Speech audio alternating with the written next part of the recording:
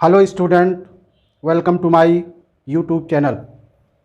Parts of speech किसी भी language का सबसे महत्वपूर्ण अंग है। बिना पार्ट्स ऑफ स्पीच के हम ना तो कोई सेंटेंस बोल सकते हैं ना लिख सकते हैं।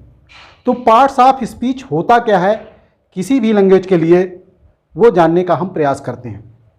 जैसे इंग्लिश लैंग्वेज में पार्ट्स ऑफ स्पीच क्या है, ये देखिए मैंने कुछ लिखा है इसमें। पहला नंबर देखिए, इसमें अलग अलग सेंटेंस को बोलने और लिखने के लिए इन पार्ट्स ऑफ स्पीच का प्रयोग किया जाता है।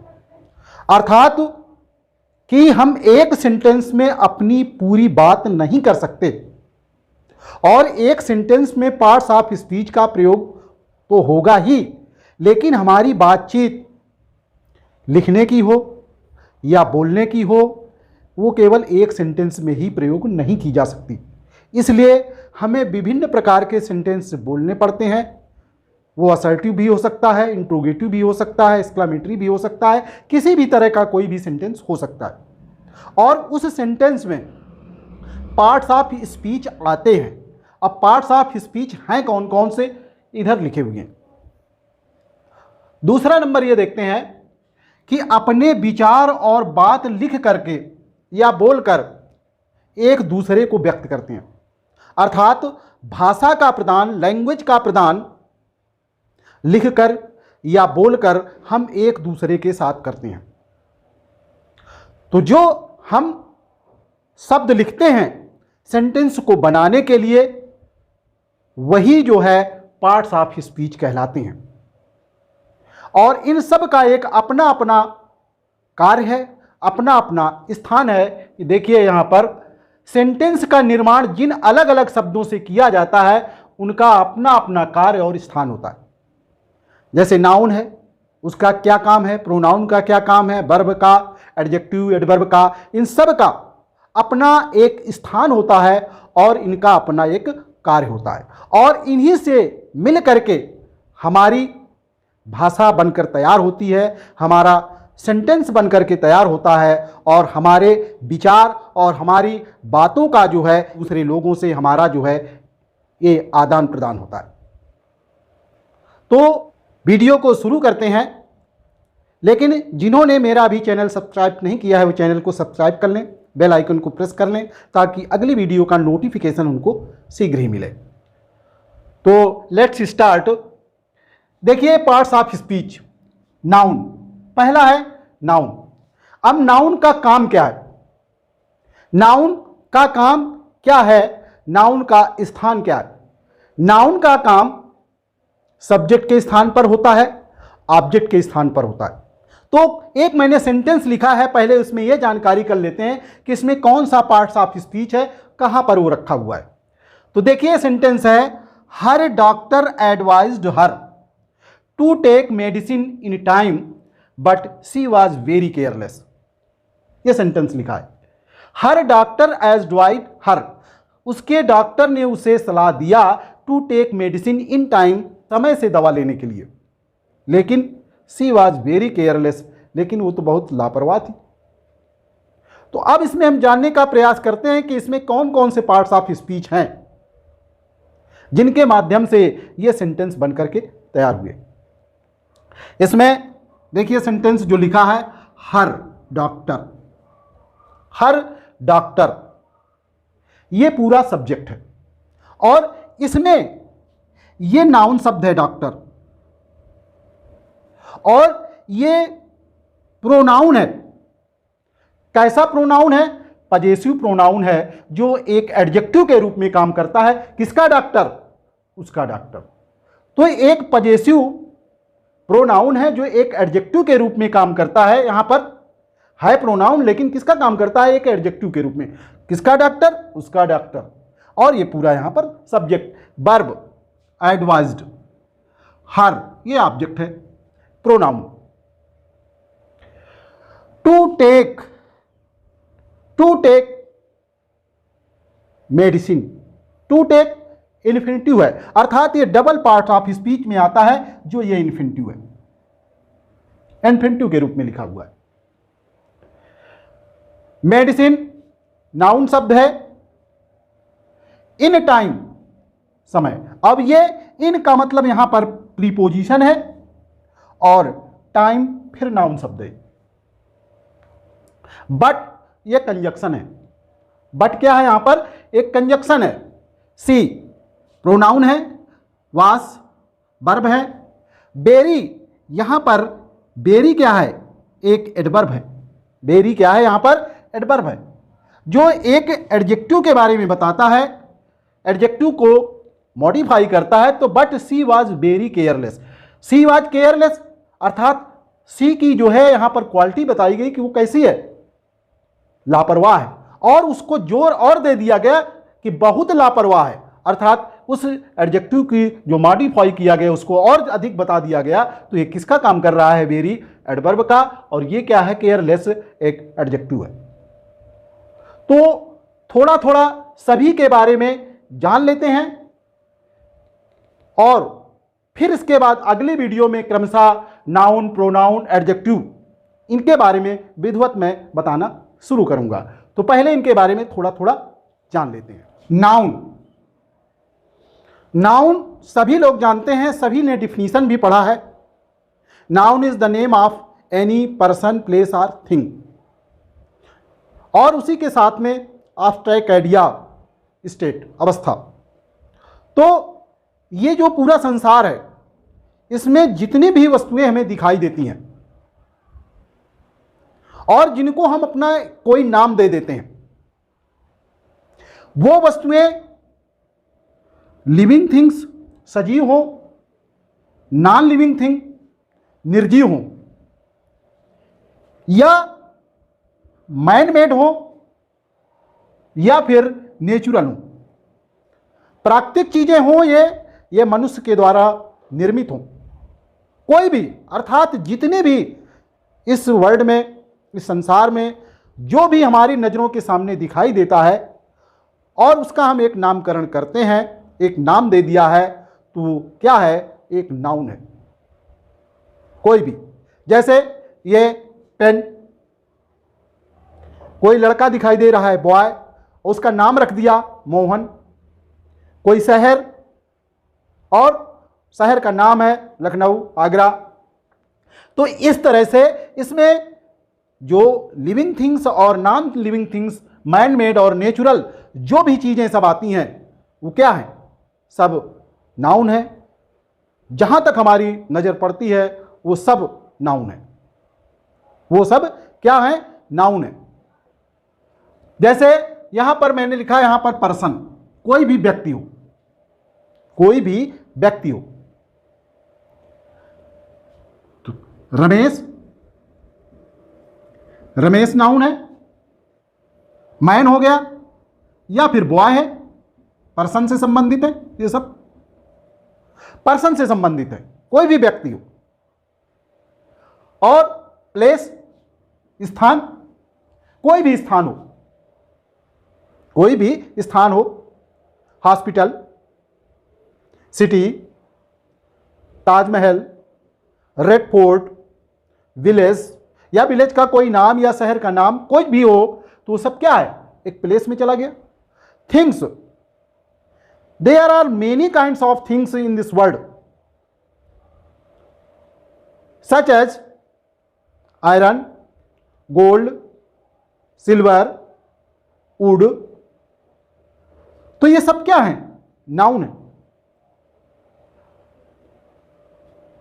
इसके साथ साथ में देखिए एब्स्ट्रैक्ट आइडिया। एब्स्ट्रैक्ट आइडिया वो होता है जिसको हम महसूस कर सकते हैं, जिसको हम छू नहीं सकते हैं, टच नहीं कर सकते हैं। और महसूस करने वाला काम हमारी जो वर्ब ऑफ सेंसेशन है, जो इंद्रियां हैं, उनके माध्यम से होता है। स्वाद लेना, सुनना, छूना, टेस्ट लेना, देखना, तो फील करना, इस तरह से ये जो है एब्स्ट्रैक्ट आइडिया में आ जाता है। जैसे ऑनेस्टी, ईमानदारी। ईमानदारी क्या है? उस व्यक्ति ने अच्छा काम किया और उस कार्य को देख करके हमें ये लगा कि ये व्यक्ति ईमानदार है, तो उसकी ईमानदारी, पॉलिसी, हेल्थ, तो इस तरह से ये सब क्या है, एब्स्ट्रैक्ट आइडिया, जिसको हम हिंदी में भाववाचक कहते हैं, भाव विचार, जो हमें दिखाई नहीं पड़ते, हम केवल उनको अपनी इंद्रियों के माध्यम से महसूस करते हैं। तो ये मैंने क्या बताया नाउन के बारे में। और ये पूरे संसार में जितनी भी हमें वस्तुएं दिखाई देती हैं, ये मैंने पूरा बताया कि क्या है, ये नाउन है। इन्हीं में कुछ को हम नामकरण कर देते हैं, नाम दे देते हैं, तो उस शहर का, मनुष्य का एक नाम हो जाता है, उस नाम से पुकारने लगते हैं। लेकिन जब वो समुदाय में होता है तो उसको जो है, जैसे द डॉग्स आर बार्किंग, अर्थात कुत्तों का काम क्या है, भौंकना। तो एक कुत्ते की नहीं बात हो रही है, सभी कुत्तों की बात हो रही है। तो इस तरह से ये मैंने नाउन बताया। आगे चलते हैं प्रोनाउन पर। प्रोनाउन का काम यह है कि ये जो नाउन के ऊपर अत्यधिक बर्डन होता है उसको कम करता है, अर्थात नाउन के स्थान पर इसको रखा जाता है। क्योंकि नाउन शब्द को बार बार रिपीट न करने के लिए, बार बार न लिखने के लिए कुछ प्रोनाउन बनाए गए हैं जो नाउन के स्थान पर लिखे जाते हैं। जिस तरह से नाउन का प्रयोग सब्जेक्ट ऑब्जेक्ट के स्थान पर किया जाता है, उसी तरह से इसका भी प्रयोग सब्जेक्ट और ऑब्जेक्ट के स्थान पर किया जाता है। इसमें एक उदाहरण में देखते हैं। देखिए, आई प्रोनाउन है, पर्सनल प्रोनाउन है जो सब्जेक्ट के स्थान पर है। सा, मोहन, ये नाउन है। अब दूसरे वाले सेंटेंस में मोहन नहीं लिखा हमने, मोहन की जगह क्या लिख दिया, अर्थात दोबारा रिपीट नहीं किया। अब ये पता चल गया कि ये पर्सनल प्रोनाउन है, किसके लिए, मोहन के लिए लिखा गया। Mohan came here yesterday to me, मेरे पास आया। अब ये ऑब्जेक्ट के स्थान पर है, ये सब्जेक्ट के स्थान पर था, ये ऑब्जेक्ट के स्थान है, ये सब्जेक्ट के स्थान पर है। आई हेल्प्ड, फिर ये पर्सनल प्रोनाउन है, आई हेल्प्ड हिम, ये ऑब्जेक्ट के स्थान पर है, जो इसका ऑब्जेक्टिव केस है। तो यहां पर देखा कि यहां पर मोहन को यहां पर ही लिखा गया सब्जेक्ट के स्थान पर, यहां पर ये ऑब्जेक्ट के स्थान पर जो है हिम लिखा गया। तो प्रोनाउन एक ऐसा शब्द है, pronoun is a word that is used in place of noun, जिसका प्रयोग नाउन के स्थान पर किया जाता है, वही प्रोनाउन कहलाता है। अर्थात नाउन को बार बार रिपीट न करना पड़े, इसलिए प्रोनाउन का प्रयोग किया जाता है। प्रोनाउन इसलिए बनाए गए हैं, प्रोनाउन, प्रोनाउन, इसका उच्चारण करिए, प्रोनाउन, अर्थात नाउन के स्थान पर जो नाउन का स्थान ले उसी को हम प्रोनाउन कहते हैं। अगर हम यहां पर लिखें, फिर मोहन लिख दें इस जगह, फिर आगे यहां पर फिर लिखें मोहन, तो बार बार देखने में अच्छा नहीं लगता है। तो ऐसा किया गया कि नाउन को के स्थान पर जो है प्रोनाउन कर दीजिए, तो उसका स्थान ले लेगा और देखने में भी अच्छा लगेगा, अर्थात नाउन को बार बार रिपीट नहीं करना पड़ेगा।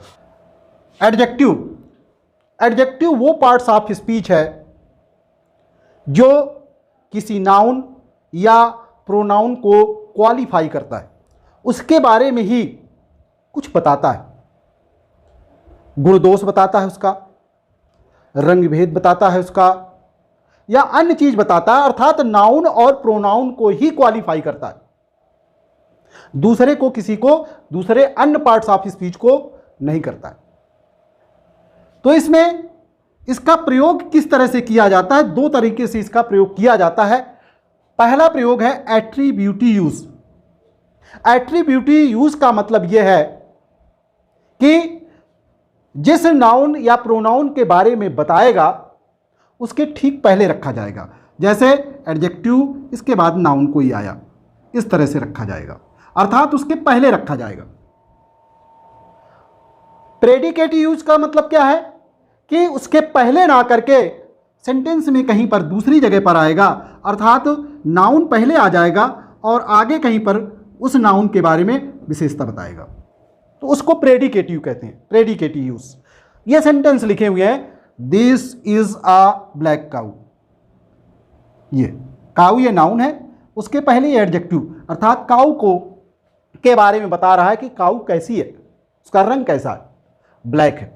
अब ये देखिए यहां पर ये नाउन के पहले आया है, ये, अर्थात ये एट्रीब्यूट यूज है। दूसरे वाले सेंटेंस में दिस काउ इज ब्लैक, अब ये काउ यहां पर लिखा है, इस काउ की विशेषता बताई जा रही है और वो कहां पर है, अलग है इससे, इसके पहले नहीं रखा, इसके बाद में रखा है। तो जब बाद में रखा जाता है, देखिए ये जब बाद में रखा जाता है तब हम इसको क्या कहते हैं, प्रेडिकेटिव यूज कहते हैं।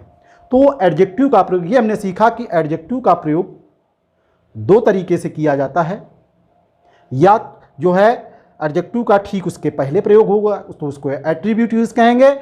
जब एडजेक्टिव का उस नाउन या प्रोनाउन की विशेषता बताने के लिए बाद में जब किया जाता है तब हम उसको क्या कहते हैं, एक प्रेडिकेटिव यूज कहते हैं, जो एक कंप्लीमेंट के रूप में भी इसका प्रयोग किया जाता है। जैसे अभी मैंने सेंटेंस लिखा था सी इज केयरलेस, तो केयरलेस सी की नाउन की विशेषता उसकी, तो प्रेडिकेटिव वो एट्रीब्यूटिव तो वो किसका प्रयोग है, सी इज केयरलेस, तो सी के बारे में, प्रोनाउन के बारे में ये लिखा है सी इज केयरलेस। अब ये सी प्रोनाउन है, इस प्रोनाउन की विशेषता बता रहा है और ये यहां पर किसमें है, प्रेडिकेटिव यूज में है, क्योंकि इसके बाद में आया है तो ये प्रेडिकेटिव रूप में है। तो ये मैंने बताया एडजेक्टिव के बारे में। अगला नंबर है वर्ब। वर्ब का काम क्या है, टेंस निर्धारित करना। बिना वर्ब के कोई सेंटेंस बन नहीं सकता। नंबर एक, ये इससे ही सेंटेंस बनता है। अगर सेंटेंस में वर्ब नहीं है तो सेंटेंस है नहीं वो। तो सेंटेंस बनाने के लिए हमें वर्ब की आवश्यकता होती है और उससे टेंस का भी निर्धारण होता है और साथ साथ इंपरेटिव सेंटेंस है, एक्सक्लामेटरी सेंटेंस है, इस तरह से सभी सेंटेंस उसमें बनते हैं। तो सेंटेंस बनने के लिए, सेंटेंस बनाने के लिए वर्ब का होना अति आवश्यक है। अगर सेंटेंस में वर्ब नहीं है तो फिर सेंटेंस नहीं कहलाएगा, यह हमें ध्यान रखना है। जैसे सी वेंट टू आगरा, वो आगरा गई। तो इस सब्जेक्ट ने क्या वर्क किया, सब्जेक्ट के द्वारा किए गए कार्य को ही हम वर्ब कहते हैं। सब्जेक्ट के द्वारा किए गए कार्य को ही हम क्या कहते हैं, वर्क कहते हैं। तो इसमें एक्शन क्या है, क्या action word he called it verb. तो इसमें क्या है, गो का सेकेंड फॉर्म पास्ट इंडेफिनिट में लिखा हुआ है, तो ये वर्ब हो गई। अगला नंबर है एडवर्ब। एडवर्ब का काम क्या है, नाउन, प्रोनाउन, इंटरजेक्शन, इनको छोड़ दीजिए। ये तीन पार्ट्स ऑफ स्पीच छोड़ दीजिए, नाउन, प्रोनाउन और इंटरजेक्शन। इनके बाद जो भी बचे, adjective, verb, adverb, preposition, conjunction, इन सभी को ये मॉडिफाई करता है। इन सभी के बारे में ये बताता है। किसको छोड़ करके, नाउन के बारे में नहीं बताएगा, प्रोनाउन के बारे में नहीं बताएगा, क्योंकि नाउन प्रोनाउन के बारे में किसका काम है बताना, एडजेक्टिव का। नाउन और प्रोनाउन के बारे में जो है एडजेक्टिव बताता है और एडवर्ब जो है इन तीनों को छोड़कर सभी के बारे में बताता है। अब देखिए कुछ उदाहरण मैंने लिखा है, Mohan is a very good boy.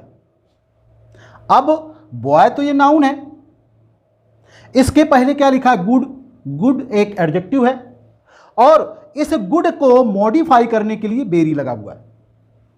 तो इस एडजेक्टिव के बारे में, अब मान लीजिए लिखा है यहां पर, इसको हटा देते हैं, Mohan is a good boy.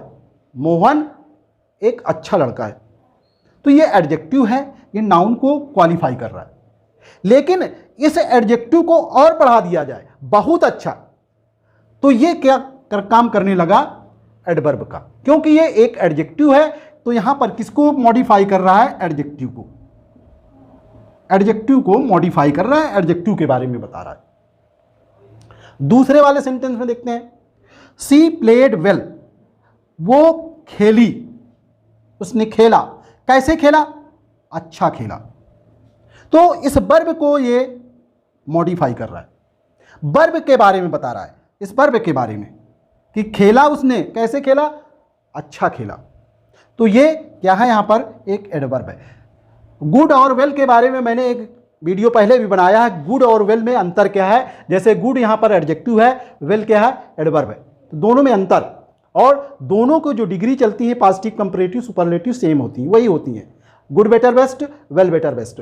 तो ये वेल इस वर्ब को मॉडिफाई कर रहा है, अर्थात ये क्या है, एक एडवर्ब है जो क्रिया के बारे में बताता है, वर्ब के बारे में। तीसरे में देखते हैं, ही रैन वेरी फास्ट, ये भी एडवर्ब है, ये भी एडवर्ब है। ही रैन फास्ट, ये देखिए वर्ब के बारे में बता रहा है, वो दौड़ा, कैसे दौड़ा, तेज दौड़ा, तो इस क्रिया को मॉडिफाई कर रहा है, और इस एडवर्ब को के बारे में और ये अधिक उसको तेज कर रहा है। तो एडवर्ब को मॉडिफाई करने के लिए दूसरा एडवर्ब यहां पर लिखा हुआ है, तो स्वयं ये एडवर्ब के, इसमें क्या था, वर्ब के बारे में बता रहा है, इसमें स्वयं एडवर्ब के बारे में बता रहा है। तो इसमें कुछ मैंने उदाहरण लिखा कि एडवर्ब का काम क्या है, नाउन, प्रोनाउन और interjection in parts of speech को छोड़ करके अन्य सभी के साथ में ये काम करता है, ये मॉडिफाई करता है। अगला नंबर है प्रीपोजिशन। प्रीपोजिशन, प्रीपोजिशन अर्थात किसी नाउन या प्रोनाउन के पहले उसको रखा जाए और उस नाउन और प्रोनाउन का के बारे में सेंटेंस में किसी शब्द से इसका संबंध बताया जाए, तो उसी को हम प्रीपोजिशन कहते हैं। प्री का मतलब पहले, पोजीशन माने स्थित।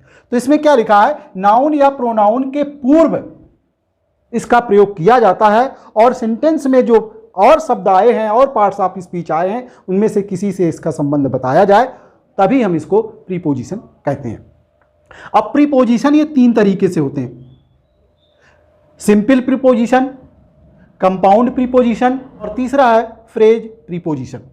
देखिए सिंपल में ये देखिए इस तरह से आते हैं, सिंपल और कंपाउंड में अंतर क्या है, संयुक्त। अब इसमें ए के साथ में लांग लगाए तो अलांग, फिर बिहाइंड, ये बिहाइंड दो शब्द जुड़े हुए हैं, बी लो, अबव, तो इस तरह से ये कंपाउंड है। और जब दो से अधिक शब्द अलग अलग हों, दो या दो से अधिक शब्द अलग अलग हों, तो वो क्या कहना लगता है, phrase. According to, along with, on account of। तो ये तीन प्रकार के जो है प्रीपोजिशन होते हैं, सिंपल, कंपाउंड और फ्रेज। अब इनका प्रयोग कैसे किया जाता है, इनका प्रयोग देखिए दो तरीके से मैंने किया है। यहां पर the book is in my bag, my bag ये नाउन प्रोनाउन, अर्थात ये नाउन से संबंधित है और इसके पहले ये रखा हुआ है इन। तो किसका संबंध, किससे बता रहा है संबंध, बुक से, कि जो ये किताब है, the book is in my bag, किताब मेरे बैग में अंदर, अर्थात इस मेरे बैग में क्या है, किताब है, इसके बारे में संबंध इसका ये स्थापित कर रहा है। देखिए इसके पहले आया है नाउन या प्रोनाउन के पहले, और सेंटेंस में इसके साथ करेगा नहीं, इसके साथ कर रहा है, तो इसके पहले। अब इसमें देखिए where are you going from, इसमें देखिए बाद में रखा है, वो स्थान कहाँ तुम जा रहे हो। तो ऐसा सेंटेंस आते हैं कभी कभी, what are you searching for, तुम क्या तलाश रहे हो। तो इस तरह से कभी कभी सेंटेंस आते हैं कि फ्रॉम बाद में लिखा रहता है, इंट्रोगेटिव सेंटेंस होता है, या रिलेटिव प्रोनाउन वाला होता है, उसी तरह का भी उसमें लिखा रहता है जो बीच में आता है, एडजेक्टिव क्लास। इसमें देखिए ये क्या है, बिलो, बिलो इसमें कौन सा है, compound preposition. The thief was hit below the knees, अर्थात चोर को घुटनों के नीचे मारा गया, पीटा गया, हिट किया गया। तो नीचे बिलो, एबव का opposite below. On account of कोविड-19, कोविड-19 के कारण, ऑन अकाउंट ऑफ के कारण, on account of covid he was absent, वह अब्सेंट था, ही वाज अब्सेंट, वो अब्सेंट था। तो यहां पर देखा प्रीपोजिशन मैंने तीन प्रकार से बताए और उनका प्रयोग भी मैंने बताया, और किससे कैसे संबंध होता है वो भी मैंने बताया। अगला नंबर है कंजक्शन। कंजक्शन का क्या काम है, नंबर एक, सिंपल सेंटेंस जो होता है, सिंथेसिस के अनुसार 3 प्रकार के सेंटेंस होते हैं, और जो सिंपल सेंटेंस होता है उसमें किसी ऑब्जेक्ट या सब्जेक्ट को जब जोड़ने का काम करता है एंड, तो वो एक सिंपल सेंटेंस बनता है। जैसे यहां पर ये उदाहरण लिखा हुआ है, Ramesh and Suresh went to Agra, ये सब्जेक्ट है और किससे जुड़े हैं, एंड से। एंड क्या है, कंजक्शन है। दूसरे में देखिए सबऑर्डिनेटिंग कंजक्शन और कोऑर्डिनेटिंग कंजक्शन, इन दोनों में कॉम्प्लेक्स सेंटेंस और कंपाउंड सेंटेंस में क्लास बनते हैं। कॉम्प्लेक्स सेंटेंस में प्रिंसिपल क्लास, जिसको हम मेन क्लास कहते हैं, और जिसको इंडिपेंडेंट क्लास भी कहते हैं, और ये दूसरा होता है सबऑर्डिनेटिंग क्लास, सबऑर्डिनेट क्लास, जो सबऑर्डिनेटिंग कंजक्शन से बनता है। फिर दूसरा नंबर है कंपाउंड सेंटेंस, वो कौन सा होता है, जिसमें होता है कोऑर्डिनेटिंग कंजक्शन से बनता है, जिसको हम कहते हैं कोऑर्डिनेट क्लास। इन दोनों में, कॉम्प्लेक्स और कंपाउंड में, सीधा क्लास का काम है, क्योंकि इसमें सिंपल में तो एक ही फाइनाइट वर्ब रहती है, ये दूसरा नहीं होती, तभी ये सिंपल सेंटेंस है। अगर एक से अधिक वर्ब हो जाती है तब फिर उसमें जो है क्लास बनना शुरू हो जाती हैं। अब जैसे व्हेन यू केम, एक क्लास ये हो गया, तो ये हो गया एडवर्ब ऑफ टाइम, अर्थात एडवर्ब क्लास है, और ये मेन क्लास है, प्रिंसिपल क्लास है। आई वॉज स्लीपिंग, जब तुम आए मैं सो रहा था, तो इसमें ये देखिए फाइनाइट वर्ब है, इसमें ये फाइनाइट वर्ब है। तो इस तरह से इसमें 2 क्लास हो गए, और ये सेंटेंस कौन सा बना, कॉम्प्लेक्स बन गया, क्योंकि ये कंजक्शन जो सबऑर्डिनेटिंग कंजक्शन का प्रयोग करके बनाया गया है, जो एक एडवर्ब क्लास बना रहा है। Compound sentence, he not only helped but also gave me money, उसने न केवल सहायता किया बल्कि उसने मुझे रुपए भी दिया, धन भी दिया।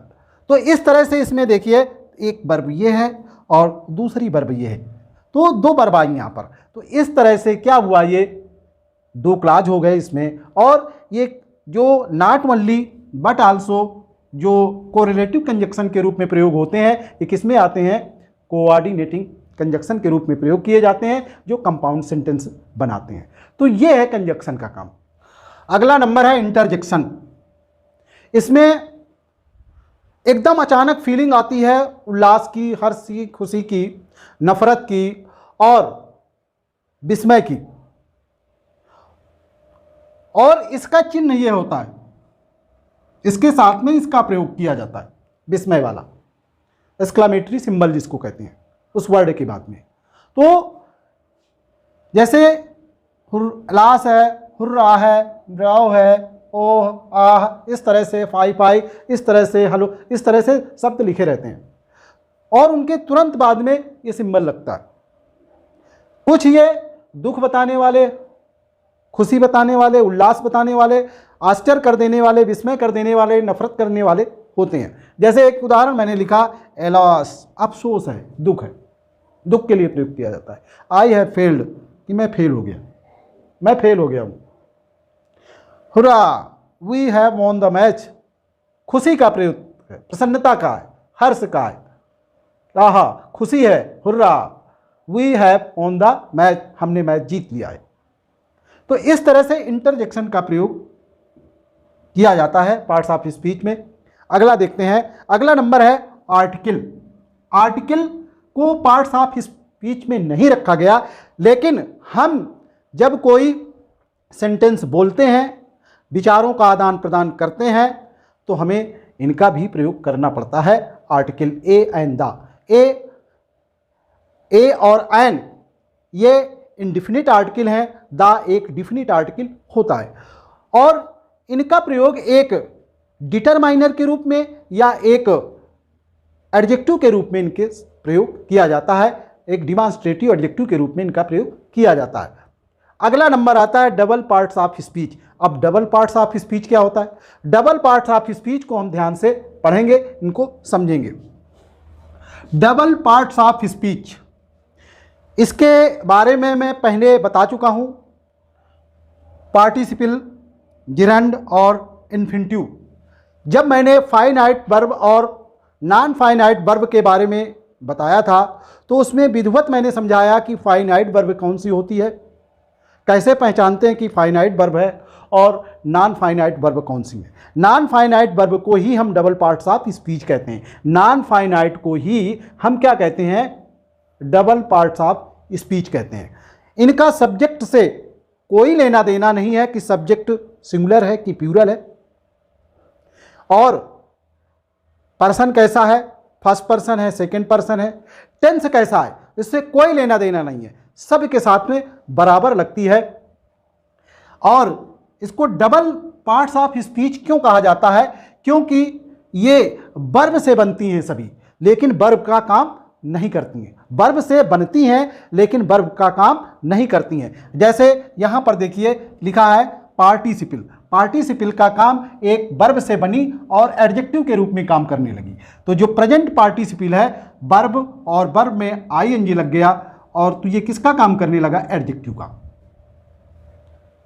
और यही काम इसमें भी है, वर्ब में आईएनजी लगेगा लेकिन ये नाउन का काम करेगी। अंतर क्यों, मैंने वीडियो जो बनाया है उसमें विस्तृत रूप से मैंने समझाया है कि ये क्या क्या होती हैं। अब पास्ट पार्टिसिपल क्या होता है, वर्ब का जो थर्ड फॉर्म होता है उसी को हम पास्ट पार्टिसिपल कहते हैं। देखिए वर्ब से बनी, ये भी एडजेक्टिव का, अर्थात जो भी पार्टिसिपल है वो एडजेक्टिव का काम करती है। परफेक्ट पार्टिसिपल, परफेक्ट पार्टिसिपल में क्या होता है, हैविंग, हैविंग लगा करके वर्ब का थर्ड फॉर्म लिखा जाता है। हैविंग लगाने के बाद में, क्योंकि परफेक्ट है, वर्ब थर्ड फॉर्म ये लिखेंगे, और ये एडजेक्टिव के रूप में काम करते हैं। सब पार्टिसिपल जितना भी है वर्ब से किसका काम करना शुरू कर देती हैं, वर्ब से ही वो एडजेक्टिव का काम करना शुरू कर देती हैं, इसीलिए इसका नाम क्या रखा गया, डबल पार्ट्स ऑफ स्पीच। दूसरा नंबर है जिरंड। जिरंड में भी क्या होता है, मुख्य क्रिया में आईएनजी लगाते हैं और फिर ये वर्ब से तो बन के तैयार हुई, लेकिन काम किसका करती है, नाउन का। ये काम नाउन का करती है। इन्फिनिटिव, इन्फिनिटिव में वर्ब के पहले, बस वर्ब के फर्स्ट फॉर्म के पहले टू लगता है, कहीं कहीं पर नहीं लगता है, उसको हम बेयर इन्फिनिटिव के नाम से जानते हैं। तो ये कई तरीके से काम करते हैं। वर्ब से तो बन के तैयार हुई, लेकिन ये कहीं नाउन का काम करती है, कहीं एडजेक्टिव का काम करती है, कहीं एडवर्ब का काम करती है। तो पहले मैंने इसके बारे में भी विस्तृत रूप से बताया है। तो मैं उन वीडियो के लिंक इस डिस्क्रिप्शन में दे दूंगा, उनको ज़रूर देख सकते हैं और पूरा समझ सकते हैं। तो इस तरह से मैंने जो है जितने भी पार्ट्स ऑफ स्पीच हैं उनके बारे में मैंने बताया, और बिना पार्ट्स ऑफ स्पीच के हमारा बोलना लिखना, किसी से अपने विचारों का आदान प्रदान करना असंभव है। तो वीडियो को शेयर ज़रूर करिए, लाइक करिए, कमेंट करिए, और जिन्होंने अभी मेरा चैनल सब्सक्राइब नहीं किया है वो चैनल को अवश्य सब्सक्राइब कर लें, ताकि अगली वीडियो का नोटिफिकेशन उनको शीघ्र मिले। Thank you for watching my video. अगली वीडियो में पुनः फिर मिलेंगे, तब तक के लिए नमस्कार।